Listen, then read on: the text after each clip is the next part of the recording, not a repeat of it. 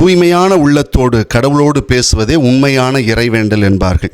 நிறைய நேரத்தில் நம்ம ஜெபம் பண்ணும்போது, நான் நிறைய வார்த்தைகளை சொல்லி பேசணுமே, எனக்கு நிறைய வார்த்தைகள் இல்லையே, எனக்கு வார்த்தைகள் உழ மாட்டேங்குது, ஜெபம் பண்ணும்போது வார்த்தைகள் அடுக்க முடியலையே அப்படின்னு சொல்ல நிறைய பேர் புலம்பி அதுக்காகவே ஜெபம் பண்ணுறதே நிறுத்திலாம் நான் பார்த்துருக்குறேன். அன்புக்குரியவர்களே, நல்லா யோசிச்சு பாருங்கள். கிறிஸ்துவ வாழ்வினுடைய மையம் இறைவேண்டலாக இருக்கும். அது வெறும் வெற்று சொற்களாக மட்டும் இல்லாமல் பார்த்து கொள்ள வேண்டும். ஒரு பங்கு, அந்த பங்கில் அந்த பங்கு ஃபாதர் நல்லா ஜெபம் நடத்துவார். அந்த பங்கில் சேர்ந்த ஒருத்தர் கொஞ்சம் வயசானவர், ஆனால் டெய்லி மத்தியானம் 12 மணிக்கு கோயிலுக்கு வருவார்.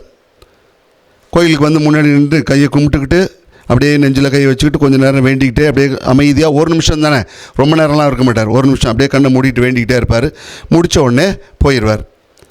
ஆனால் பங்கு சாமியார் இதை பார்த்துக்கிட்டே இருந்து கேட்டார், என்ன கொஞ்ச நேரம் கூட உட்காந்து வேண்டிக்க மாட்டேங்கிறாருன்னு. அப்போ கூப்பிட்டு கேட்டப்போ தான், என்ன தாங்க பொசுக்குன்னு வரீங்க, வேண்டிக்கிட்டு பொசுக்குன்னு போகிறீங்களே அப்படின்னு. அப்போ அவர் சொன்னாராம், ஒன்றும் சொல்கிறதுக்கு இல்லை ஃபாதர், வருவேன், நான் வந்துவிட்டு ஃபாதர் நான் இது மாதிரி அந்தோணி சாமி வந்திருக்கேன், நான் தான் பார்த்துக்குங்க அப்படின்னு சொல்லிவிட்டு நான் போயிடுவேன் அப்படின்னு சொன்னார். கொஞ்சம் காலம் போச்சு. ஒரு நாள் அந்த அந்தோணி சாமிங்கிறவருக்கு உடம்பு முடியாமல் போச்சு, படுத்த படுக்கை ஆகிட்டார். அப்போ பங்கு சாமியார் அவரை போய் பார்க்க போயிருக்கிறார். பார்க்க போன நேரம் அதே மாதிரி மத்தியானம் 12 மணி. அப்போ திடீர்னு இவர் சிரிச்சிட்டு இருக்கார். யார்? படுக்கையில் படுத்துருக்கிறவர் சிரிச்சிட்டு இருக்கிறார். என்னங்க உடம்பு முடியாமல் படுத்துருக்கீங்க, சிரிச்சிட்டு இருக்கீங்களேன்னு. அப்போ அவர் சொன்னாராம், நான் டெய்லி 12 மணிக்கு போய் அவரை பார்த்துட்டு நான் பத்திரமா பார்த்துக்குங்கன்னு சொல்லிட்டு வருவேன். இப்போ அவர் என் வீட்டுக்கு என்கிட்ட என்கிட்ட சொன்னார், நான் தான் இயேசு வந்திருக்கிறேன், நான் பத்திரமா பார்த்துக்கிறேன் அப்படின்னு சொல்லிட்டு போகிறாரு அப்படின்னு.